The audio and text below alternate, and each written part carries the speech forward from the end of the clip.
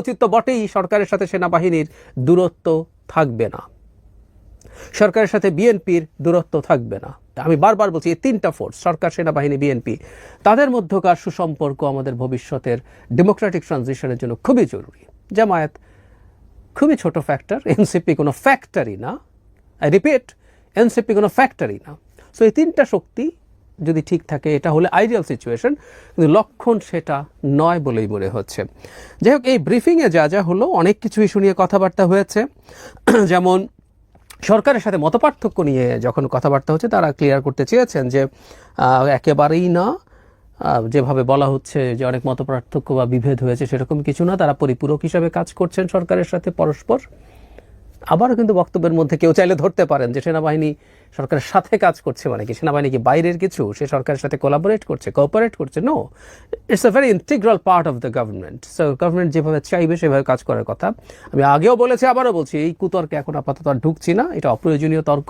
এটা ফিলোসফিক্যালি আমরা কেউ চিন্তা করতে পারি যে সেনাবাহিনী তার এখতিয়ারের মধ্যে আছে কি নেই, আমি মনে করি আছে, সোফার তারা যা করেছেন সেই ক্ষেত্রে।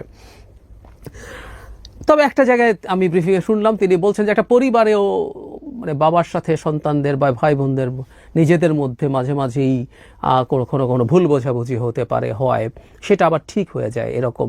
তার মানে সেনাবাহিনীর দিক থেকে অফিসিয়ালি এটা স্বীকার করা হচ্ছে যে এই ধরনের কিছুটা টানাপোড়েন আছে। আর যখনই ভালো সম্পর্ক আছে বলা হয়, নিশ্চয়তা দিতে হয়, তাতে মনে হবেই যে এই বোধটা তো বাইরে আছে, ফর শিওর, এবং তাদের মধ্যেও আছে। সেই কারণে আমাদের এই ভাগটাকে গুরুত্ব দিয়ে দেখব। তারপরে পুশিনের কথা এসছে, আমরা কিন্তু মূল আলোচনা করব করিডোর নিয়ে তাদের যে বক্তব্য, এটাই সবচেয়ে গুরুত্বপূর্ণ। পুশিনের আলোচনা এসছে, পুশিন নিয়ে তারা বলছেন তারা ফাইট করবেন, বিজিবি ট্যাকেল করছে। আমি শুনলাম তাদের ইন্টারভিউ, ব্রিফিং, জবাব, সেটা হচ্ছে একটা নির্দিষ্ট সীমার বাইরে সেনাবাহিনী যেতে পারে না কোনো যুদ্ধকালীন সময় ছাড়া বা বিশেষ প্রয়োজন ছাড়া, প্রয়োজনে তারা যাবেন তাই বলছেন। লালমনিরহাটের বিমানবন্দরটা নিয়ে ইন্টারেস্টিং একটা আলাপ আছে, সেটা হলো যে এটা চায়না ইউজ করবে কিনা, এই ধরনের একটা আলাপ করা হয়েছে। ওনারা বলছেন যে এটার মধ্যে এভিয়েশন ইউনিভার্সিটি হবে, এটা একসময় ছিল, আমরা কেন ব্যবহার করব না, চায়নার ইউজ করবে কিনা সেরকম কিছু তারা জানেন না। তবে তারা আবার এটাও যোগ করছেন যে দেশের নিরাপত্তা বিঘ্নিত হতে পারে এই ধরনের কোনো সিদ্ধান্ত সরকার নেবে বলে তিনি মনে করেন। এটা ওনার ব্যক্তিগত অপিনিয়ন।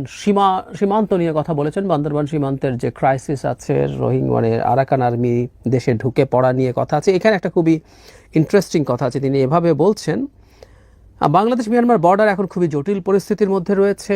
আরাকান আর্মি রাখাইন রাজ্য প্রায় দখল করে নিয়েছে, যাতে মিয়ানমার সরকারের অস্তিত্ব এখানে বিলীনের পথে। আরাকান আর্মিও কোনো স্বীকৃত সংগঠন নয়। তারপরে তিনি বলছেন যে তারা সব ক্ষেত্রে নজর রাখছেন।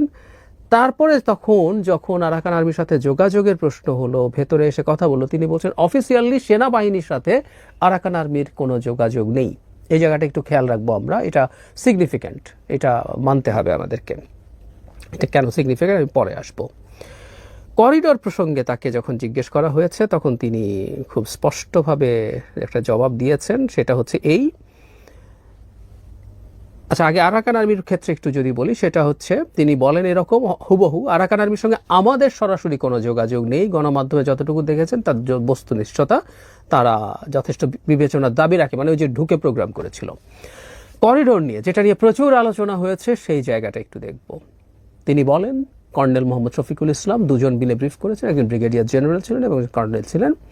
তিনি বলছেন করিডোর একটি স্পর্শকাতর বিষয়, দেশের নিরাপত্তা বিঘ্নিত হয় এমন কোনো কাজে বাংলাদেশ সেনাবাহিনী সম্পৃক্ত হবে না। আমি আবারও পড়ছি, করিডোর একটি স্পর্শকাতর বিষয়, দেশের নিরাপত্তা বিঘ্নিত হয় এমন কোনো কাজে বাংলাদেশ সেনাবাহিনী সম্পৃক্ত হবে না। খুব ক্লিয়ারলি জানিয়ে দেওয়া হয়েছে করিডোরের ব্যাপারে সেনাবাহিনীর শক্ত রিজার্ভেশন আছে। এটাই আসলে মূল জায়গা। আমার অন্য জিনিসগুলো জরুরি না। আর একটা কথা বলে একটু চলে আসব, সেটা হচ্ছে অফিসার্স অ্যাড্রেসে সেনাপ্রধান যে বক্তব্য দিয়েছেন, আমি নিজে আমার টেইকে বলেছি, যখন এই বক্তব্য আসে, যখন সরকার রিটালিয়েট করে, তখন বলেছি যে এই বক্তব্যটা তো কোনো অফিসিয়াল বক্তব্য না। তিনি কোনো জনসভায় অন রেকর্ড বলেননি। উনি রাওয়া ক্লাবে যেমন অন রেকর্ড বলেছেন অনেকগুলো কথা, সেটার দায় উনি নেবেন। এটা এমন না যে আইএসপিআর আমাদেরকে স্টেটমেন্ট দিয়ে জানিয়েছে, তাও না। এটা অফিসার্স অ্যাড্রেসে বলা কিছু কথা বিভিন্ন সূত্রের বরাতে বিভিন্ন মিডিয়াতে, বিশেষ করে পত্রিকায় চলে এসছে। তো এটাকে তো আসলে শতভাগ তাদের কথা সেভাবে ধরা জরুরি ছিল না, কিন্তু সরকার তীব্র রিয়াকশন দেখিয়েছে। আমাদের নিশ্চয়ই মনে আছে সার্বিক পরিস্থিতি ব্যাখ্যা করে যে স্টেটমেন্ট সরকার দিয়েছিল, সেখানে দুদিন আগে 3টা শব্দ ব্যবহার করা হয়েছে, অত্যন্ত কঠোর আক্রমণাত্মক শব্দ। আমি এটাকে ধমক হিসেবেই দেখতে চাই। এটা ধমক ছিল, উদ্দেশ্যমূলক, এখতিয়ার বহির্ভূত বক্তব্য। এই 3টা কথা বলা ছিল, 3টা শব্দ স্পষ্টভাবে এটা সেনাপ্রধানকে ইন্ডিকেট করা হয়েছে। আজকে এই জিনিসগুলো তাদের জায়গা থেকে তারা জনগণের সামনে ক্লিয়ার করতে এসছেন। আমি সেনাবাহিনীর দিক থেকে যদি দেখি, তাদের অ্যাটিটিউড হচ্ছে ডিএসকালেট করা, উত্তেজনা কমিয়ে আনার চেষ্টা করা। তারা ব্যাখ্যা করেছেন তাদের অনেক কিছুই। তবে আমি এখানে একটা ফাইট দেখছি, সেটা হলো সেনাবাহিনীর সাথে জনাব খলিলের ফাইট। আমার মনে হয় এই ফাইটটা আছে এবং এই ফাইটটা চলবে। এই যে আরাকান আর্মি প্রসঙ্গে জনাব খলিল এই এবারকার ডক্টর ইউনূসের পদত্যাগ বিষয়ক ঘটনা, যেটাকে অনেকে নাটক বলে বলছেন, এই ঘটনা শুরুর আগে আগে তিনি একটা ব্রিফিং করেছেন, যেখানে তিনি আরাকান আর্মি প্রসঙ্গে বলেছিলেন আমরা স্বাধীন সার্বভৌম দেশ। এটা এই ব্রিফিংয়ে, তার আগের ব্রিফিংয়ে, আমরা যার ইচ্ছা তার সাথে যোগাযোগ করব। মানে আমাদের সীমান্তের একটা নন স্টেট অ্যাক্টরের সাথে অফিসিয়ালি আমার এখানে 10 কিলোমিটার ঢুকে জলকেলি করতে দিব আর বলবো আমরা যা ইচ্ছা তাই করতে পারি, এবং আবার বলবো এই রাষ্ট্রের সভরেন্টি আমরা সমর্থন করি। দিস ইজ আটার স্টুপিডিটি। বিরাট ডিগ্রিওয়ালা লোকও যদি এগুলো বলে, আটার স্টুপিডিটি এটা। কারণ আপনার দুটো একসাথে হতে পারে না। মিয়ানমারের জান্তা সরকারকে যদি আপনি সরকার হিসেবে স্বীকৃতি দেন, মিয়ানমারের সভরেন্টিকে যদি আপনি স্বীকৃতি দেন, তাহলে আরাকান আর্মির সাথে আন্ডার টেবল ইনফর্মাল যোগাযোগ আপনি রাখতেই পারেন, সেটা রাখতে হবে। এটা আমরা বলছি, একটা দেশকে অনেক কিছু বিবেচনা করতে হবে। আপনি ঘোষণা দিতেছেন এইভাবে, একটা মানুষ ন্যূনতম ফরেন পলিসি বোঝে কিনা এই প্রশ্ন আসতে পারে। তাকে আমরা ন্যাশনাল সিকিউরিটি অ্যাডভাইজার বানিয়েছি। যাই হোক, এই যোগাযোগের ব্যাপারটা মিলিটারি যেটা করেছে, তাদের সাথে কোনো অফিসিয়াল যোগাযোগ নেই, তারা এটা এনশিওর করেছে, এটাই করার কথা ছিল, এবং এটা জনাব খলিলের কথার একটা জবাব হিসেবে আমি দেখব। তার চাইতে জরুরি কথা, করিডোর হতে দেবে না সেনাবাহিনী। আমরা তাদের অবস্থানটা এইরকম দেখছি, এবং এটাও জনাব খলিলেরই এজেন্ডা। এটা উনি নিয়ে এসছেন।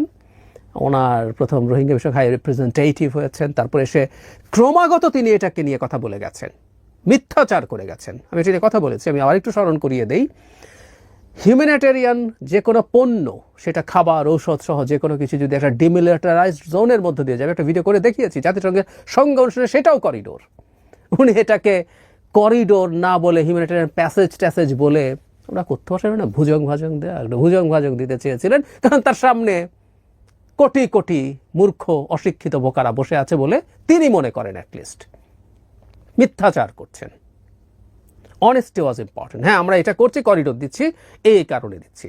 রাদার করিডোর শব্দটা যেহেতু পররাষ্ট্র উপদেষ্টা বলেছিলেন, তার ঘাড়ে দোষ চাপিয়ে কেউ তার পদত্যাগটা চাইছে, অথচ এটা